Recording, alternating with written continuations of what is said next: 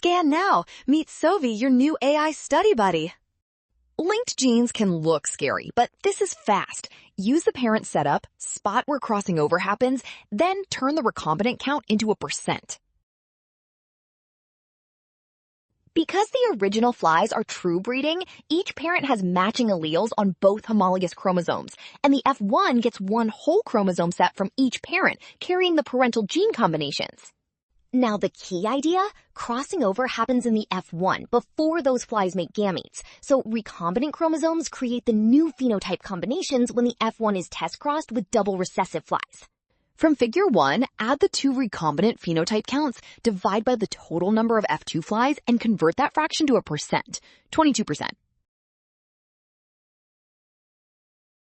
Well done! Option C, scan now. Don't rush signs or labels. Trust the given parental setup and check each step before converting recombinants to %.